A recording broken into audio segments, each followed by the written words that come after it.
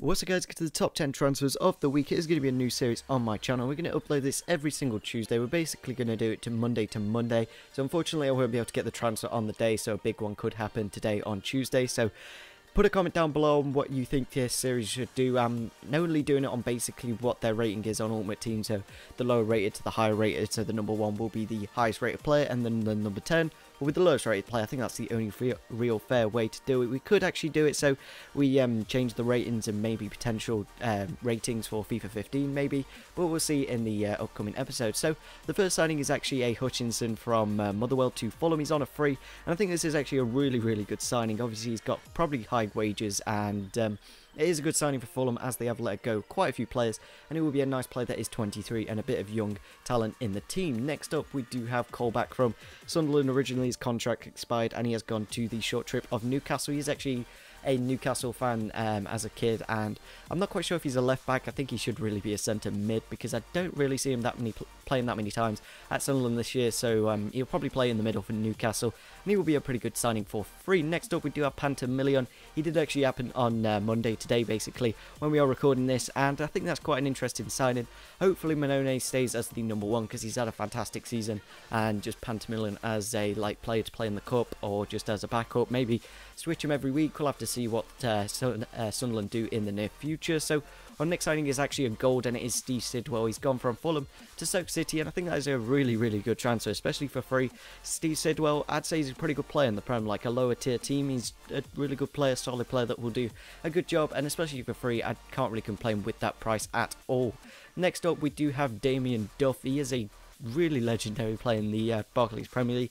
I think he's played for Newcastle, Chelsea and a few others. I'm not quite sure off the top of my head, but it's a bit unfortunate he's going away to the Australian League now, and he's probably going to retire after a couple of seasons there, as many players do actually do that now. It's either the MLS or the Australian League. I don't think there's any other league that's really like that, where players just go off and retire. So number 5 we do have Joe Cole. He's been at so many Premier League sides, it's absolutely ridiculous, but he has gone to Aston Villa now, and I think that'll be a really good sign for Aston Villa, because they haven't got that many midfielders with his kind of experience, so it would be good for like the likes of Delth and Westwood to learn from such an experienced midfielder in the team. So our next signing is a really interesting one, and it is Jew from Hanover 96. He's gone to Stoke City on a free.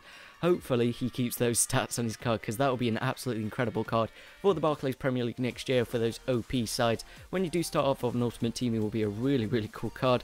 Maybe if the stats stay similar, like if he drops a few pace or heading, I think it would be still a pretty good card. And number 3 we do have Bakary Sagna. Obviously he's gone to Manchester City on a free. His contract expires at Arsenal, and it is kind of annoying how he has gone to City. Like, I don't really see the point. I know Richards is going out, so maybe he'll just fill the role of Richards, play in the occasional FA Cup game, and keep Zabaleta as the first team player.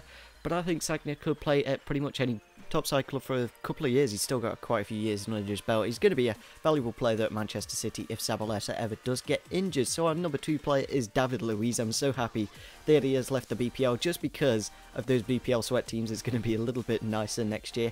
And another thing, when I'm watching Match of the Day and I see David Luiz playing, he is so annoying to watch. He is absolutely terrible. I don't know why they paid 40 million. That is apparently by the BBC Sport transfer page. So I don't know, like 40 million for David Luiz. I know he can play CDM and he can play centre-back, so he's quite a versatile player, but still, I'm really glad that he has left Chelsea, and it means Chelsea's going to sign some more quality players. Next up, we do have Ft.Fabregas.